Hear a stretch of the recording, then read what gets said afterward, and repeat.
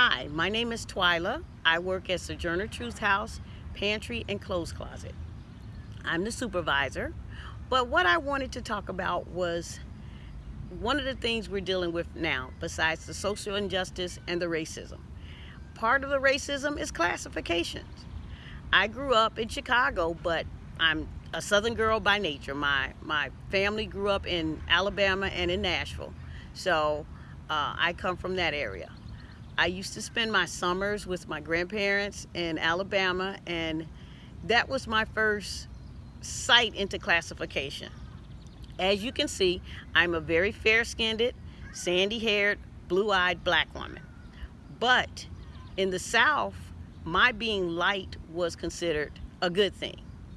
My grandmother, she was passable, and what that allowed her to do in her time was to work at a hospital or a doctor's office where she catered to white clients.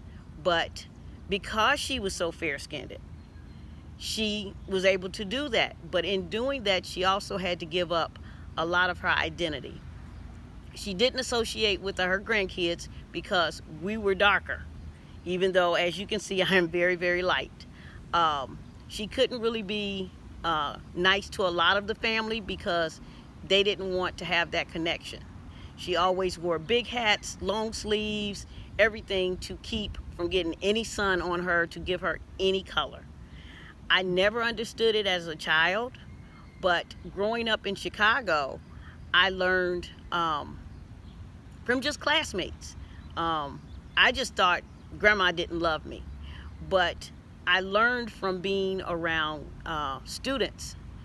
In my class, in my fifth grade class, it was maybe 4 black children, and everyone else, it was maybe 15 in the class, were white or Polish or some of that nature.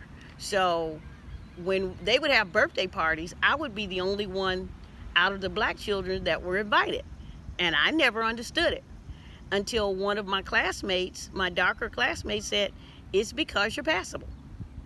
And she said, in their household, I would be accepted because I was close enough to where nobody's sensibilities would be hurt, or I would seem out of place. So that was my first experience with that. And it's sad, but even though we have all of these race relation issues right now, we also got a clean house. We have to take the classifications out of our own race, which is a good start. You know, we're all the same, no matter what the outer skin looks like. If they peeled it off and stacked us all next to each other, all the inside parts pretty much would look the same. One might have a little more fat here, one might be a little skinnier, but we'd all look the same. It's what's in our heart that makes us different. And that's all good if you want it to be. One of my other stories that really has touched me, and I've given a lot of thought, is about my youngest son.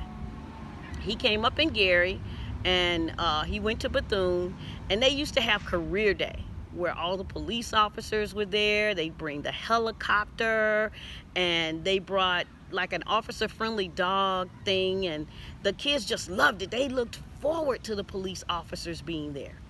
And then you see now with all of this race relation stuff, it's strange because his goal when he was in preschool was to be a police officer. And one day we were being stopped. We have family friends that are police officers, so he's very comfortable with being around police officers. But we were going down County Line Road, and a police officer was going in the opposite direction, and we were kind of looking to see if it was someone we knew. And so he turned on his lights, turned around and stopped us and things like that. And because of all the things that are going on, my son, I told him, I said, well, you put your hands where you can be seen, you know, speak when spoken to. I said, don't make any sudden moves. And so he's like, well, why do we have to do that? I said, it's for our safety as well as the police officer. It helps them be comfortable as well as lets them know that you're not a threat. But in the end, after he checked everything, you know, he says, well, You shouldn't make eye contact with a police officer going by. They figure that's suspicious. I mean, to us, we're just looking to see if you're somebody we knew. It would be the same if it was one of my neighbors driving past me that wasn't an officer. If I knew him, you tend to blow or you wave and, acknowledge that you've seen each other. So when did that become bad, trying to, look out for the next guy?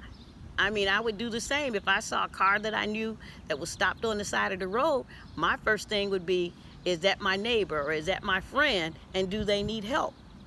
But now with, all of these tensions, it's hard to know what's to do right or wrong. And, it's taking a lot of self-reflection. There are things about the movement that I'm not happy with, I'm not comfortable with. There are things about it that I think are very motivational. We are trying to speak out. We've kept our voice hidden for so long. But we also need to have a plan. An action without a plan doesn't go very far. If we get rid of all the police officers, what then? If we take and make judgment calls on everybody, what then? So these are questions that I have, and I'm looking for answers. And I hope that some of you are willing to speak up and give answers, or at least suggestions. Thank you very much for listening for me, and hopefully next time we see each other, it'll be in a better situation, and life will be better for us all. Thank you.